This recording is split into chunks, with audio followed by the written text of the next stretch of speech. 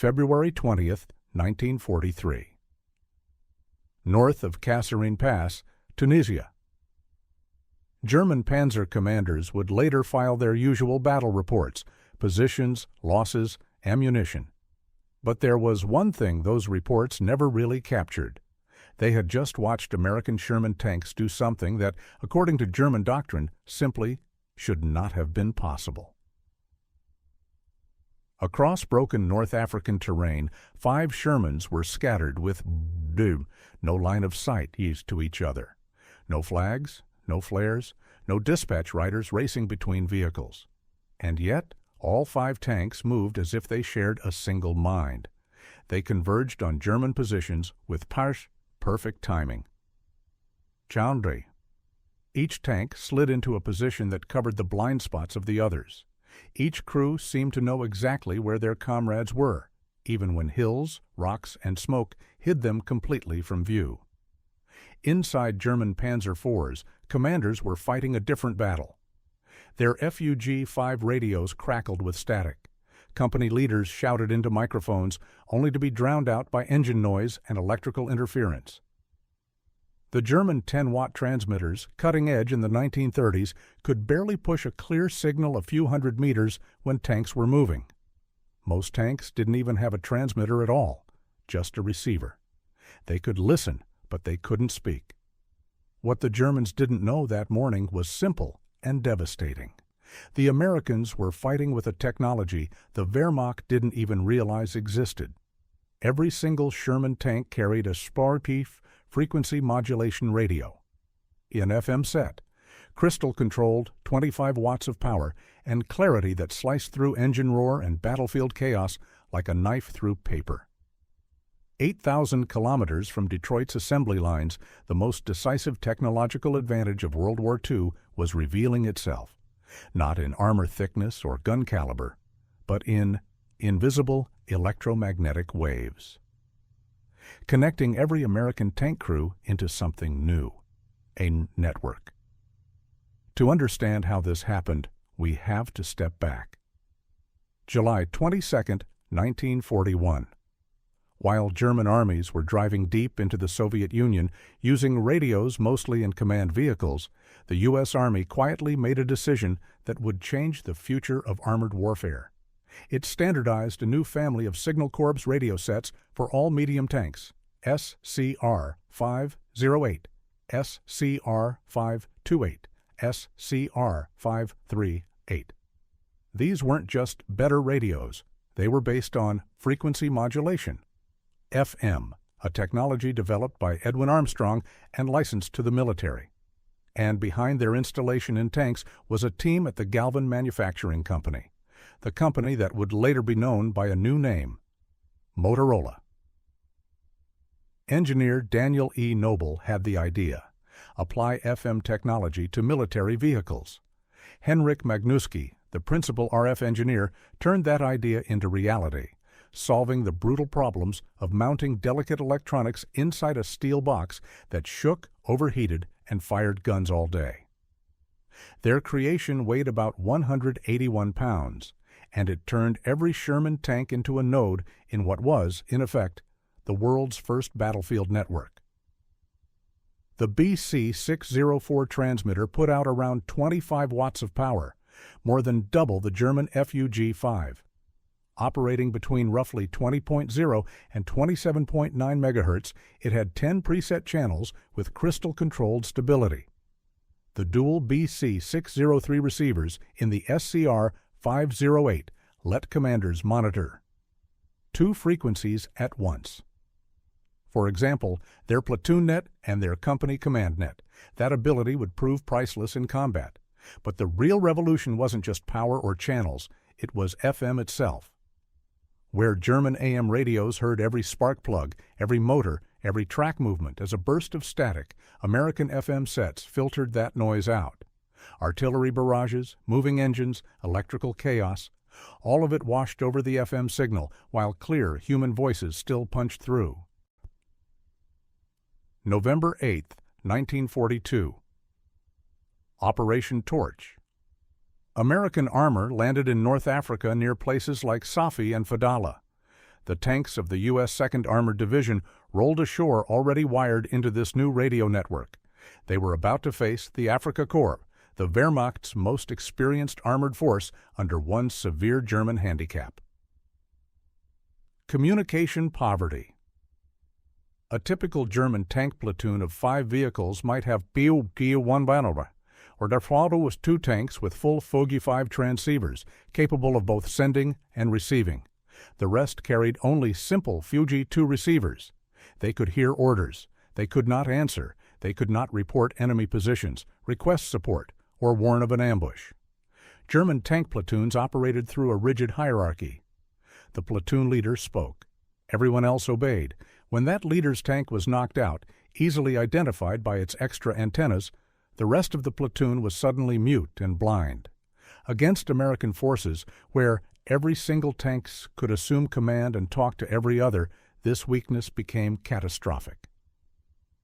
The Battle of Kasserine Pass, February 14th to 24th, 1943, was a tactical German victory. But buried inside that chaos was the first big demonstration of American radio superiority. Scattered elements of the U.S. 1st Armored Division were pushed back, cut off, and thrown into confusion. But through all of it, their own radios never went silent. Over a battlefield spanning nearly 50 miles, tank crews who had never met in training talked to each other like they'd been in the same unit for years. They coordinated movements. They warned each other about German positions. They called in artillery support with clear, fast FM transmissions. German signals intelligence units listened in. They were shocked. They noted American units maintained communication at ranges where German radios produced nothing but static. Every American tank seemed to be a full transmitter, not just command vehicles. They recognized the discipline and clarity. They did not fully grasp the technology.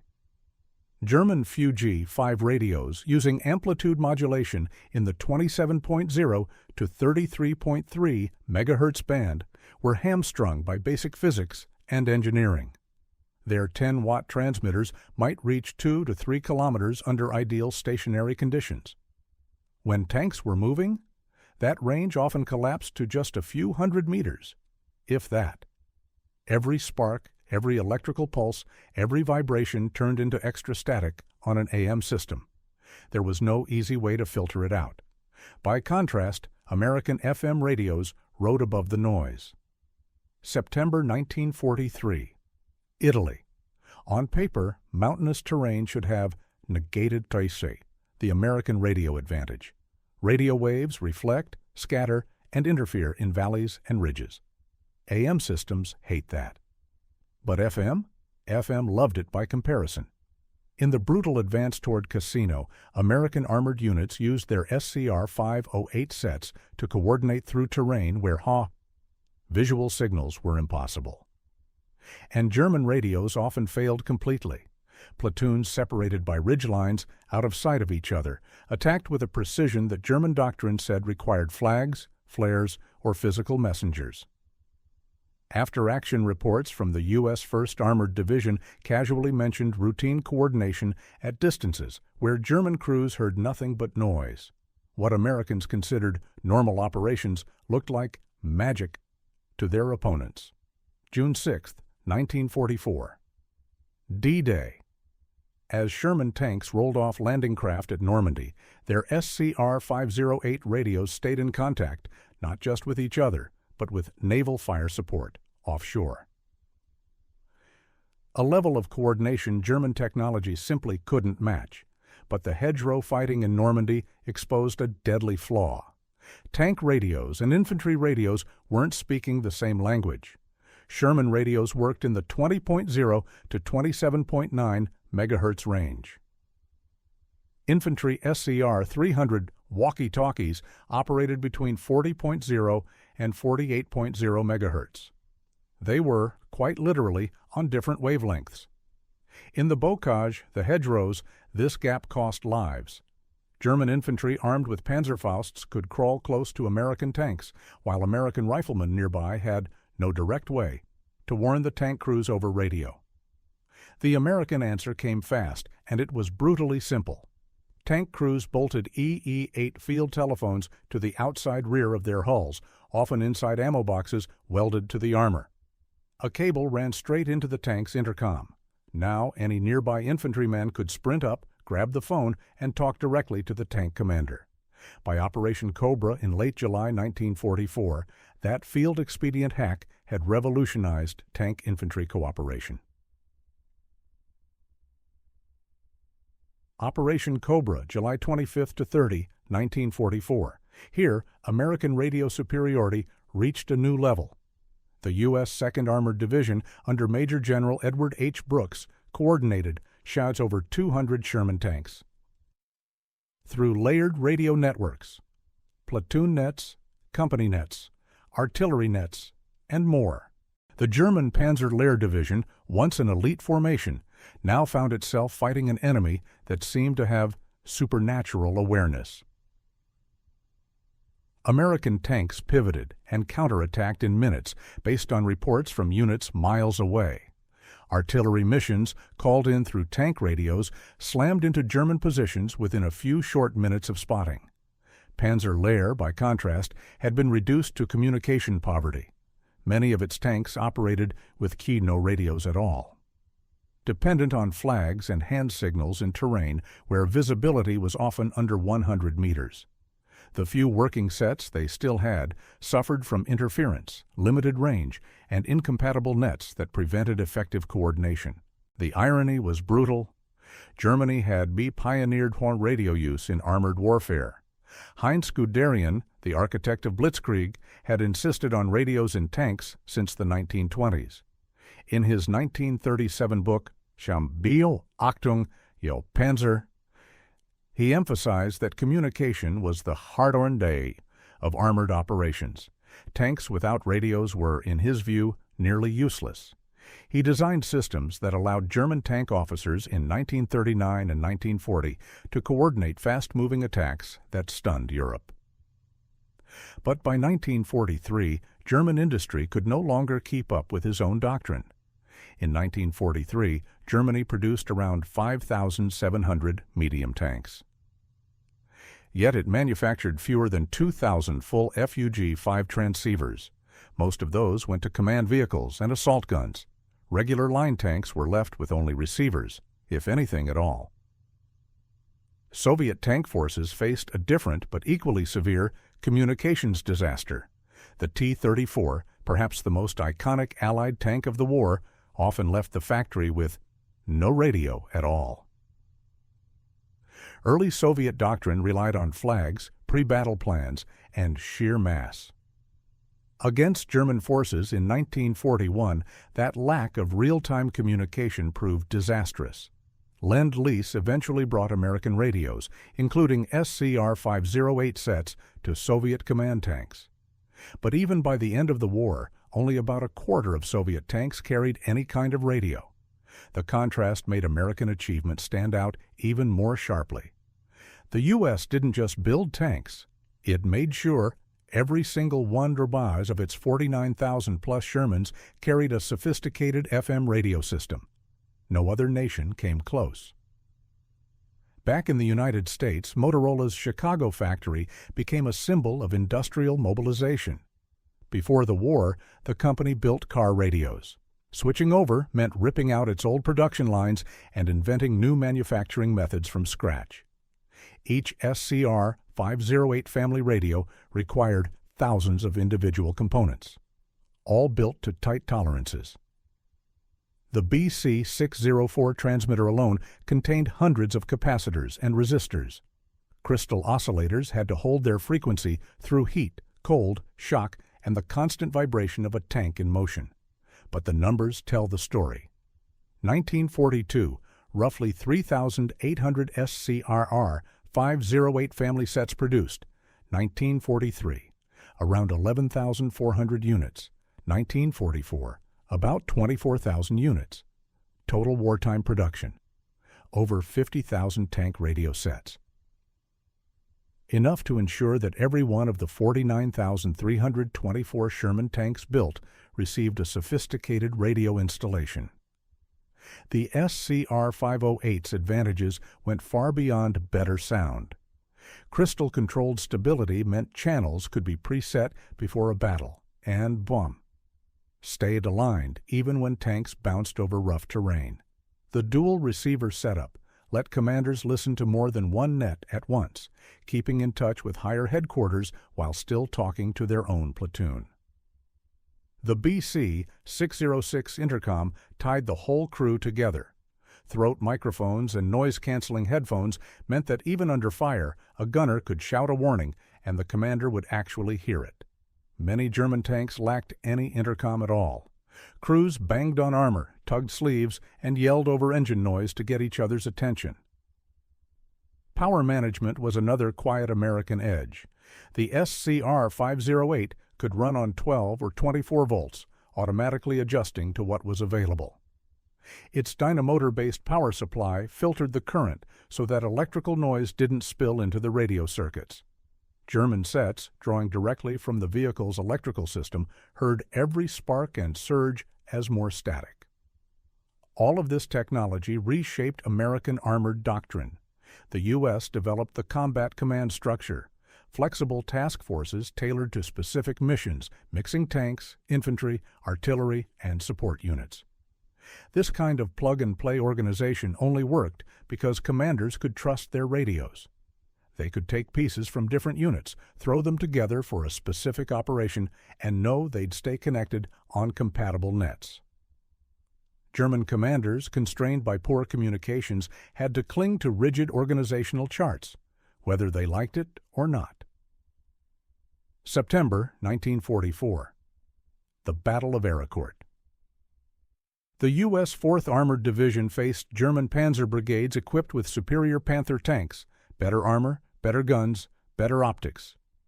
On paper, the Germans had all the advantages. On the battlefield, American communication erased those advantages. Every Sherman could instantly report enemy positions. Tank destroyers received real-time targeting information from tanks that couldn't even see the enemy yet. Artillery observers riding in command Shermans called down barrages in minutes. Over 3 weeks, 4th Armored destroyed around 281 German armored vehicles while losing only about 41 Shermans. A roughly 7-to-1 kill ratio, achieved by inferior tanks with Haibotken superior radios. Throughout the war, German intelligence never fully understood what they were seeing. Reports noted that American units had good radio discipline and excellent coordination. They usually attributed this to training or rigid procedures. One captured German assessment from September 1944 basically said, "American tank units demonstrate good radio discipline and coordination. This appears to result from extensive training and strict communication procedures." The report completely missed the point. The problem wasn't just procedures, it was technology. Chaud. German tactics continued to revolve around knocking out command tanks, easy to spot by their antenna clusters, in the belief that destroying a single vehicle would silence the net. They never realized that in American formations, every Sherman was a potential command tank. March 1945. The Rhine. As U.S. forces closed in on Germany's last natural barrier, their communication advantage reached its peak.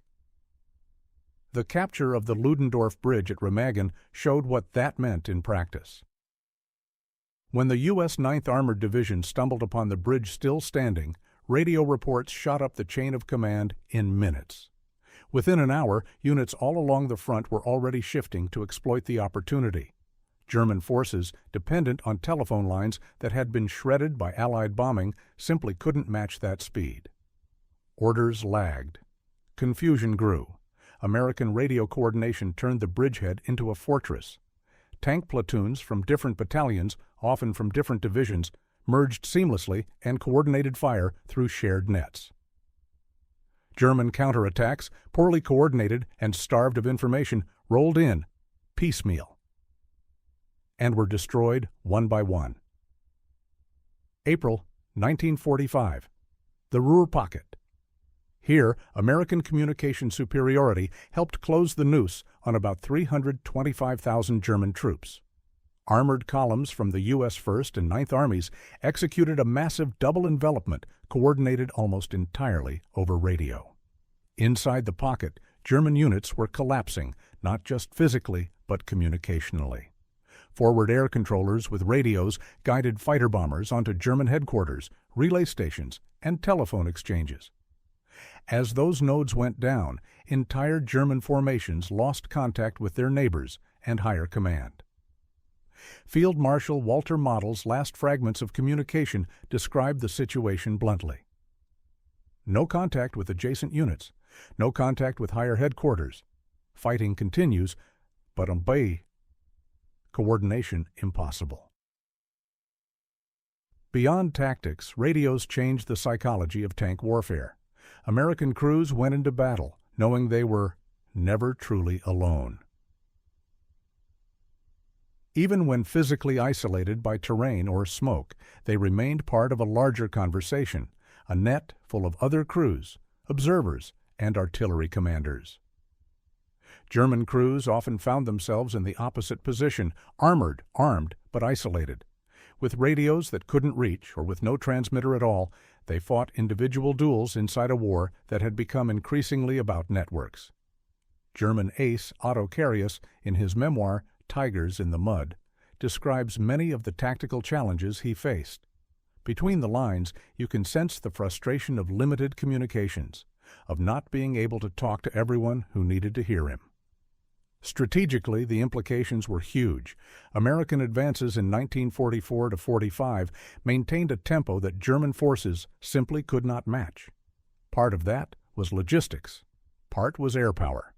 But a critical piece was radio, the ability to coordinate movements across hundreds of miles. In real time, German commanders consistently underestimated American capabilities because they literally couldn't imagine the level of connectivity that U.S. forces enjoyed. Heinz Guderian, by then Inspector General of Armored Troops, understood that something was wrong. In a December 1944 memorandum, he admitted that American coordination had effectively canceled out German advantages in tank quality. But by then, German industry was shattered. It was too late to fix the problem. After the war, U.S. technical intelligence teams examined German equipment in detail. Their reports confirmed what the battlefield had already shown. German tanks often had better armor and guns, but their communications were years behind. One U.S. Army technical report concluded that German tank communications were roughly 5 years behind American systems in terms of technology and deployment. The absence of FM, the limited number of radios, and poor electrical suppression created vulnerabilities that no amount of armor could compensate for. Soviet evaluators, given access to captured German equipment, reached a similar conclusion. For their post-war designs, they chose to copy American-style radio systems, not German ones.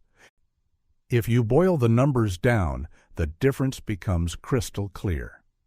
The United States produced over 50,000 SCR-508/5, 28/5, 38 radio sets, around 49,324 Sherman tanks, radio deployment in Shermans, basically 100%. Transmitter power, about 25 watts FM, stable, crystal-controlled frequencies. Typical voice range, several miles moving, up to 10 or more when stationary Germany produced. Roughly 6,000 Fuji 5 full transceivers. About 12,000 medium and heavy tanks. True transceiver deployment, maybe 20%. Of tanks, transmitter power, around 10 watts AM, frequency drift and heavy static, practical range while moving often under a mile. When American tanks called for artillery, fire missions often landed within 3 to 5 minutes. German units could wait 15 to 30 minutes for a comparable response, if their messages got through at all. The principles born in those Sherman radios live on today. Modern main battle tanks carry digital communication suites, not analog FM sets. But the core idea, universal deployment and reliable networked coordination, comes straight from the SCR-508. When West Germany rebuilt its army in the 1950s, the new Bundeswehr made communications a top priority. Every Leopard tank carried comprehensive radio systems from the very beginning. One Bundeswehr training manual summed up the lesson of World War II with a simple truth. Superior tanks were defeated by inferior tanks with superior radios. Information dominance outweighs platform superiority. Modern wars have reinforced that lesson.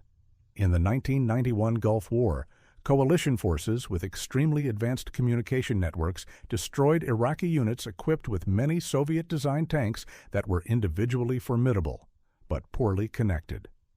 In 2003, American forces again showed that Chandar network-centric warfare. Charos beats more platform-centric warfare. Knowing more and sharing it faster mattered more than whose gun was a few millimeters larger. If you look back, the story of Sherman tank radios is not a side note. It is Ambre, spy hidden revolution. Ning? The SCR-508 turned the M4 Sherman from a merely adequate medium tank into part of a distributed weapons system, one that included every other American tank on the battlefield. Those 181 pounds of radio equipment often mattered more than extra armor or a bigger gun ever could. Every Sherman carried its own 75mm cannon and sloped armor, but it also carried something the enemy couldn't see, a link to a larger collective intelligence. German forces discovered this the hard way. At Kasserine Pass, in Italy's mountains, in Normandy's hedgerows, across France, and in the final battles of Germany itself. Again and again, American tanks coordinated in ways German doctrine said were impossible without visual contact. The Wehrmacht never developed a true counter, largely because it never fully understood the technological gap. Field Marshal Wilhelm Keitel is sometimes quoted, perhaps apocryphally, as saying at Germany's surrender, "We knew how to build better tanks, but you knew how to make them work together." Whether he actually said it or not, the line captures a deep truth. The United States hadn't just built 49,324 Shermans. It had built 49,324 nodes in the world's first armored battlefield network. What military theorists now call network-centric warfare didn't begin with satellites and encrypted digital radios. It began in 1942 when the first Sherman tank rolled into combat with an SCR-508 aboard. From that moment, the rules quietly changed. The side with better communications would beat the side with better hardware. The network would defeat the platform. The unconnected, Süden, would overcome the isolated. German troops learned that lesson across 3 continents, too late to change the outcome, because in the end it wasn't just shells and steel deciding those battles. It was the invisible web of radio waves flowing from tank to tank that turned separate vehicles into a single fighting organism. And on the battlefields of World War II, that difference, connection versus isolation, often meant the difference between victory and defeat.